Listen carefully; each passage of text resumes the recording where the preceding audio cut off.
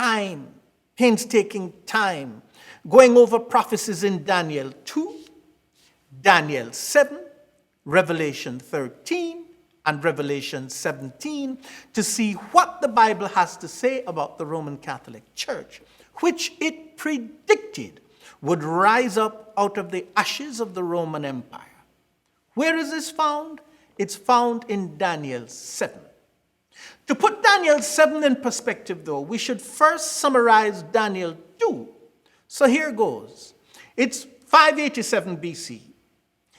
In this painting entitled The Burning of Jerusalem by Nebuchadnezzar's Army, artist Juan de la Corte tries to capture one of the most tragic chapters in Jerusalem's history. Jerusalem is about to be plundered, its temple destroyed, and many Jews taken captive by the Babylonians or Chaldeans, one and the same. In Psalm 137, we find these words: "By the rivers of Babylon, there we sat down, yea, we wept when we remembered Zion. We hanged our harps upon the willows in the midst thereof. For there they that carried us away captive required of us a song, and they that wasted us required of us mirth, saying, Sing us one of the songs of Zion. How shall we sing the Lord's song in a strange land?" That's Psalm 137, 1-4. This psalm no doubt reflects the mood of the many Jews who had been taken captive by Nebuchadnezzar. We don't know how many were turned into eunuchs by the Babylonians, but among the unfortunate victims was young Daniel. We know this because his master Ashpenaz was the captain of the eunuchs. Sometime after the captivity, in Daniel chapter 2, Babylonian King Nebuchadnezzar is asleep in his palace and has a dream he can't remember, nor can his wise men and magicians show him, but Daniel can.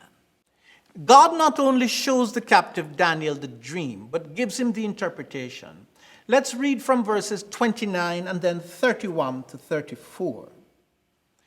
"Thy dream and the visions of thy head upon thy bed are these. As for thee, O king, thy thoughts came into thy mind upon thy bed. What should come to pass hereafter? And he that revealeth secrets maketh known to thee what shall come to pass. Thou, O king, sawest, and behold a great image. This great image, whose brightness was excellent, stood before thee, and the form thereof was terrible. This image's head was of fine gold, his breast and his arms of silver, his belly and his thighs of brass, his legs of iron, his feet part of iron and part of clay. Thou sawest till that a stone was cut out without hands, which smote the image upon his feet that were of iron and clay, and brake them to pieces." In verses 36-40, Daniel explains that the divisions of the image represent 4 kingdoms. 4 times in these verses, the word kingdom is employed. Here we go. "This is the dream, and we will tell the interpretation thereof before the king. Thou, O king, art a king of kings, for the God of heaven hath given thee a kingdom, power and strength and glory. And wheresoever the children of men dwell, the beasts of the field and the fowls of the heaven has he given into your hand, and has made you ruler over them all. Thou art this head of gold. And after you shall arise another kingdom inferior to you, and another third kingdom of brass, which shall bear rule over all the earth. And the 4th kingdom shall be strong as iron, for as much as iron breaks in pieces and subdues all things, and as iron that breaks all these shall it break in pieces and bruise." Remember now, we're talking about finding the Roman Catholic Church in the Bible. Before taking you to the New Testament, specifically Revelation 13 and Revelation 17, I'm taking you first to the Old, to Daniel 2, then to Daniel 7. The main point in Daniel 2, as far as our purposes are concerned, is that Daniel saw 4 consecutive kingdoms and the Babylonian was the first. The same message is put rather cryptically in Daniel 7. But with two keys in place, these scriptures become as plain as day. I'm going to assume most of you watching this know these things, but for those who don't, let's take a brief overview. Let's read some of Daniel 7. In the first year of Belshazzar, king of Babylon, Daniel had a dream and visions of his head upon his bed. Then he wrote the dream and told the sum of the matters. Daniel spake and said, I saw in my vision by night, and behold, the four winds of the heaven strove upon the great sea. And four great beasts came up from the sea, diverse one from another. The first was like a lion, and had eagle's wings. I beheld till the wings thereof were plucked, and it was lifted up from the earth, and made stand upon the feet as a man, and a man's heart was given to it. What in the world does this mean? Four beasts. The first was like a lion, the second like a bear, the third like a leopard, and as for the fourth, he could find no likeness in the animal kingdom, so he simply called it a fourth beast, dreadful and terrible and strong exceedingly. And it had great iron teeth. It devoured and brake in pieces and stamped the residue with the feet of it. And it was diverse from all the beasts that were before it, and it had 10 horns. That's Daniel 7:7. What does this all mean? Well, let's let the Bible interpret itself. The first key to understanding this prophecy is this. Beasts in prophecy represent kings, or more specifically, kingdoms. We get this from two verses in this chapter, verse 17 and verse 24. Let's read verse 17. These great beasts, which are four kings, which shall arise out of the earth. And verse 24, thus he said, the fourth beast shall be the fourth kingdom upon earth, which shall be diverse from all kingdoms, and shall devour the whole earth, and shall tread it down and break it in pieces. That's verse 23, actually. So Daniel is talking not about beasts, as he was in chapter 2. He's talking about kingdoms. He sees the essential history of the world represented by four kingdoms, four consecutive kingdoms. And we know them to be consecutive because in Daniel 7 and 8, 3 are identified by name, each following after the other. At the end of this prophecy, the world comes to an end in the final judgment scene of God. So what kingdoms are these? What are their identities?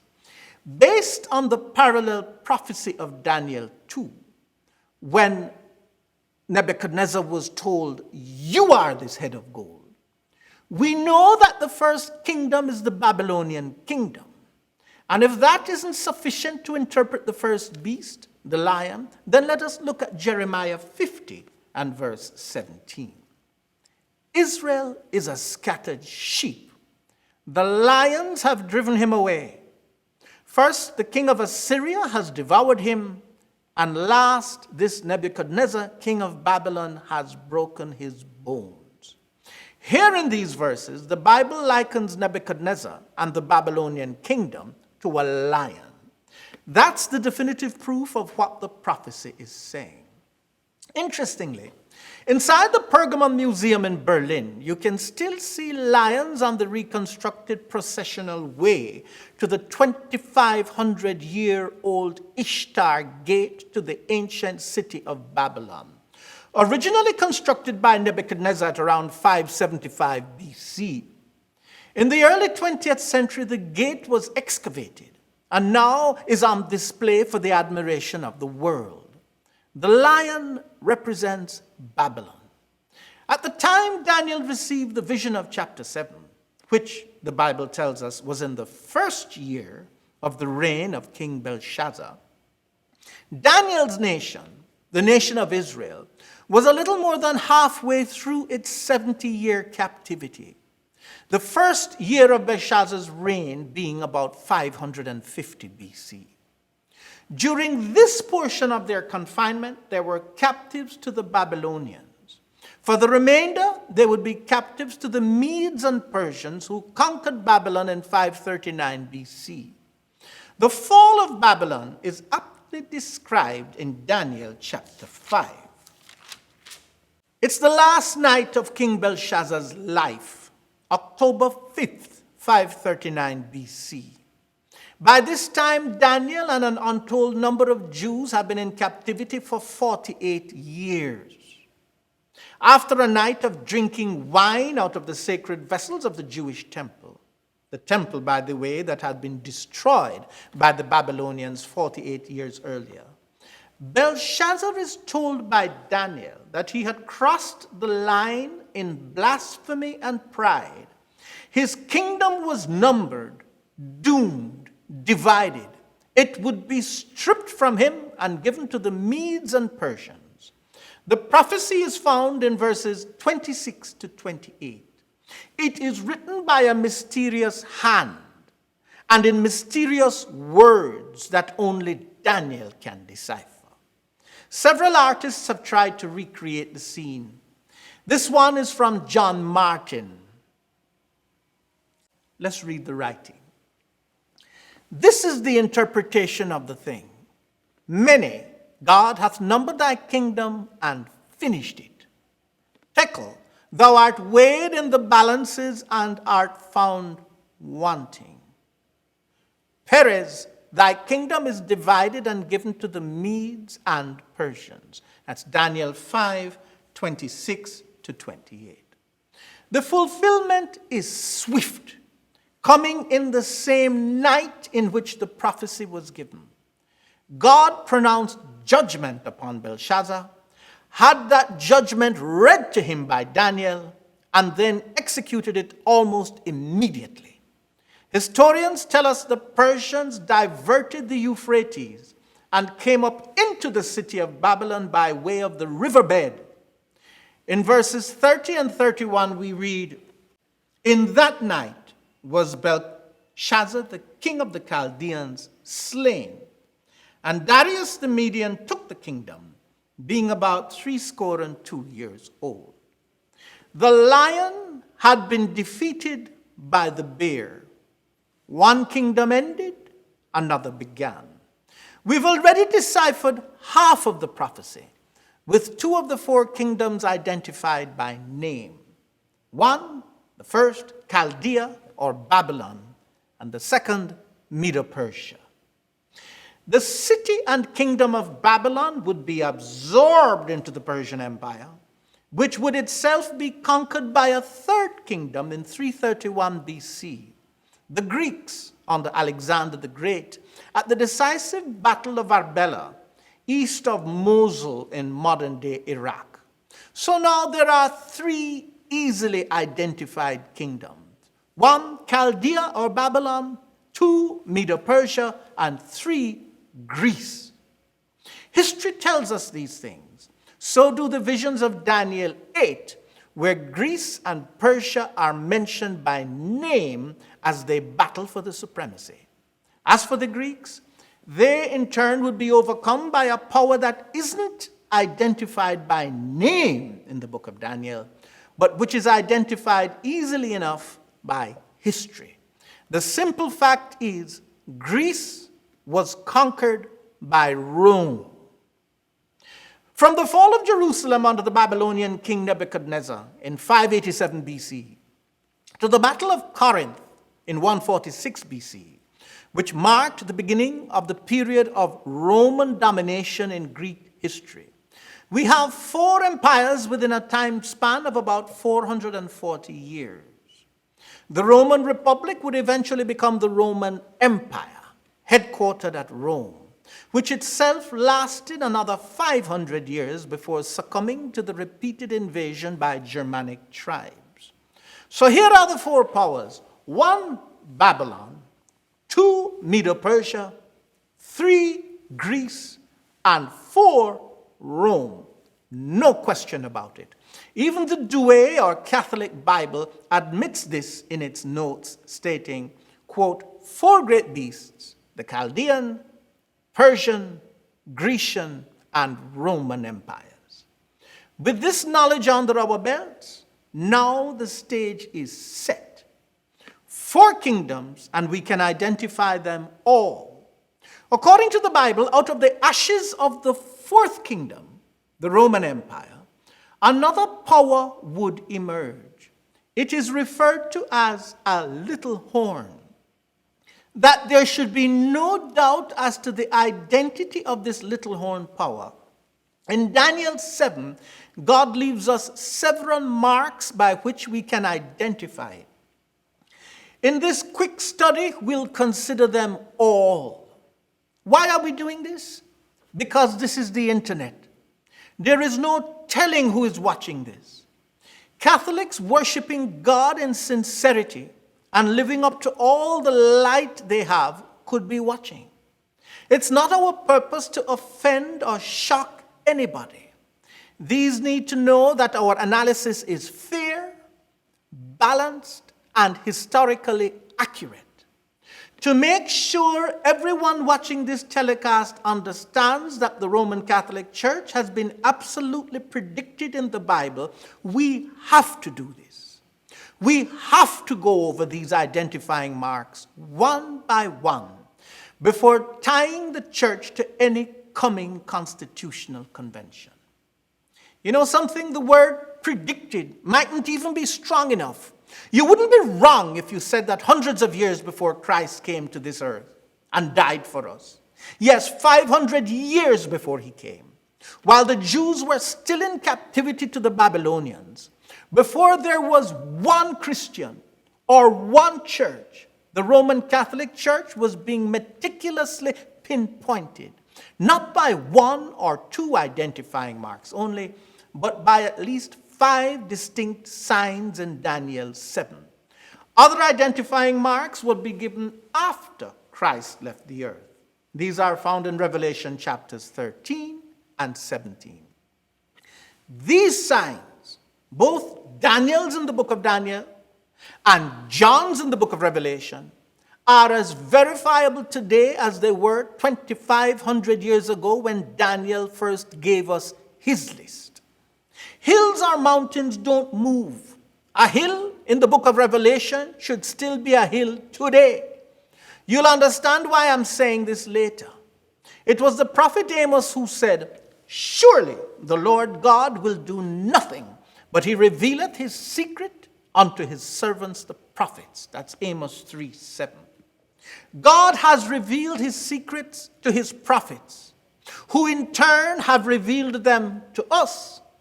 Let us not recoil in fear over what we're about to read, but let us embrace these identifying marks, all of them, as coming from a loving God who is desperately trying to use prophecy, Bible prophecy, as a tool to save us. Secondly, we're going over these identifying marks because earlier we asked the question, how would the Roman Catholic Church use or benefit from a constitutional convention in America?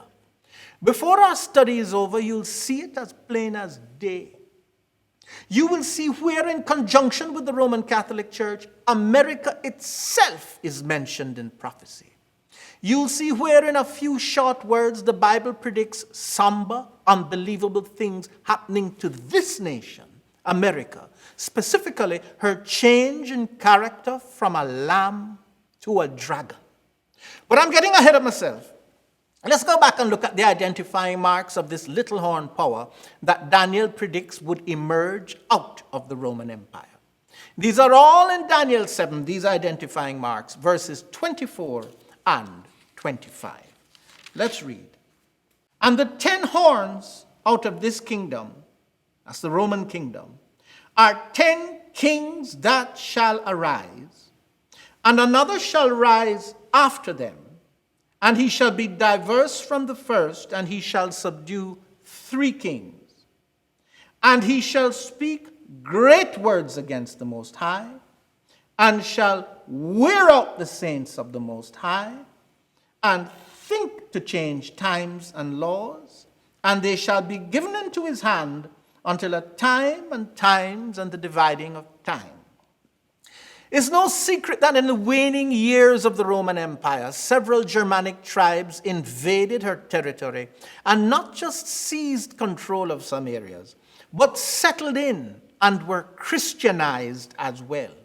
Some becoming Nicene or Catholic Christians, some becoming Christians of the Arian persuasion. We'll explain the difference in a moment. The tribes most often listed are one, I'll do it in alphabetical order, the Alemanni, of course associated with Germany, the Anglo-Saxons, beg your pardon, associated with England, the Burgundians, Switzerland, the Franks, France, the Heruli, Italy, the Huns, the Lombards, the Ostrogoths, the Suevi, the Vandals, and the Visigoths. Now, if you'll notice, there are 11 tribes on this list. Historians disagree over the prominence attributed to each tribe, which is what perhaps led scientist and Bible scholar Sir Isaac Newton to declare, quote, "Whatever was their number afterwards, they are still called the 10 kings from their first number," end quote. This is from his book Daniel and the Apocalypse, page 187, first printed in 1733.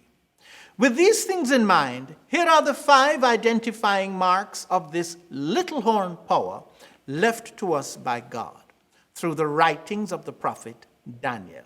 1, this power would root up 3 of the powers that had successfully invaded the Roman Empire.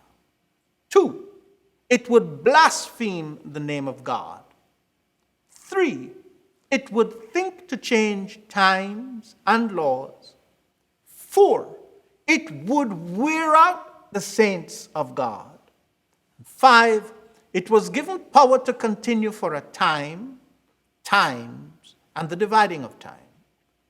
At the beginning of the study, I said that there were 2 keys to understanding this prophecy. The first key was for us to understand that these 4 beasts actually represented kingdoms. That's basic enough. The second key is our understanding of the cryptic phrase time, times, and the dividing of time. That's the time during which this mysterious little horn power would bear sway. A time is a year.